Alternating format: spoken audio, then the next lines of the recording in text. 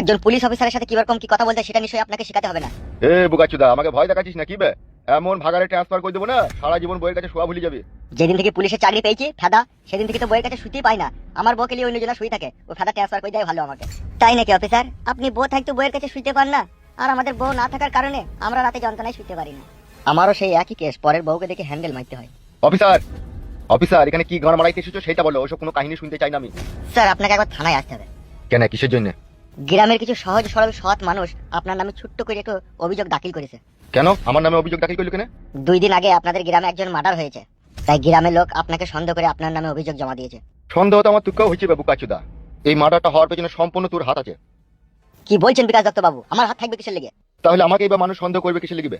সেটা আমাকে নয়, সেটা অফিসারকে গিয়ে বলবেন আপনি। ঠিক আছে, তুমি এখন আসতে পারো, আমি অফিসারের সাথে দেখা করে নেবো।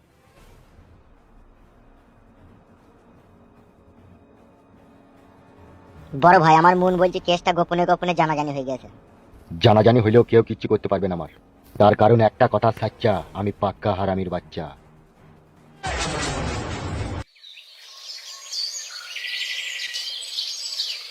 তুমি কি মানুষ গো? তুমি একটা অদ্ভুত মানুষ গো। কেন লো এই মাগি, অদ্ভুত মানুষ মানে? আমি কি বাড়িতে একাই খেছি নাকি? হ্যাঁ গো, তো তোমার সংসারটা তোমাকে বাজার হাট আনতে হবে না? আমি বাজার হাট কইরা আনবো আর তুই চব্বু চশম করে গিলবি নাকি? ও তাই কি বইয়ের কাছে শুবা নাকি কথা কইরাটা? কথায় কথায় গাল দিস কেন লো এই ঢেমুন মাগি? কি ব্যাপার কি রে তোর? আর কোথা ছিলি কোথা এতক্ষণ তুই? আর ওরা কারা তোর পেছনে দাঁড়িয়ে আছে? আব্বা গো, এরা ভালো লোক, এরা আমার সাথে আমাদের বাড়িতে কদিন থাকবে। কোথা থাকবে? আমার সাথেই থাকবে, আমার ঘরেই থাকবে। কথাবার্তা দেখে আমার সাথেই থাকবে, আমার ঘরেই থাকবে।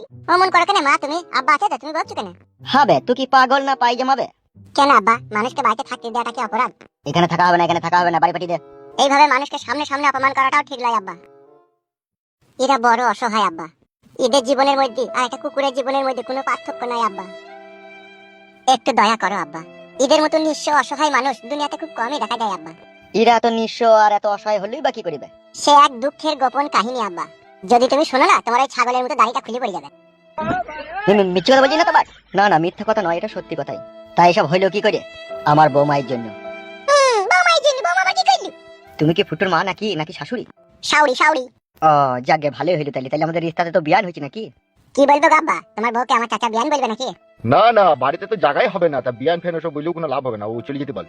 বিয়ানও বলবো না গো বড় ভাই, বোন বলবো, বোন। সেটা না হয় আমি বুঝলাম তুমি বোন বলবে, কিন্তু ও ছোড়াটাকে তোমার পেছনে? এটা আমার পাতানো ছেলে, আর নাম হচ্ছে ফালতু। নাম খুঁজে পাইনি, ফালতু। এসব চিনা নাই, পরিচয় নাই, পত্র নাই, এসব বাড়িতে জায়গা হবে না রে ফুটো। ছড়া তাড়ি দে।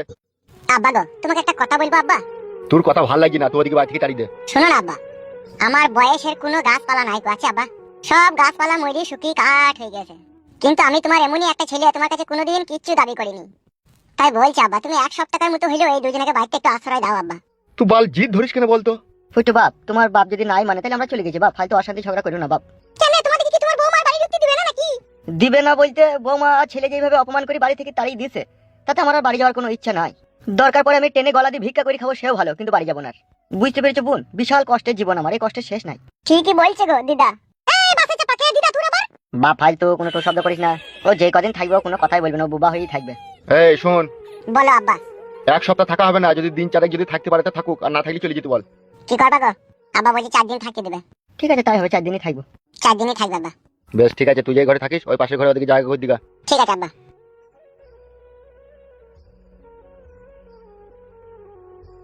লি যা, ওদিকে লি যা।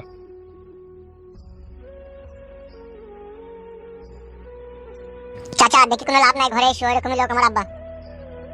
হ্যাঁ বাপ, চো ঘরে চো।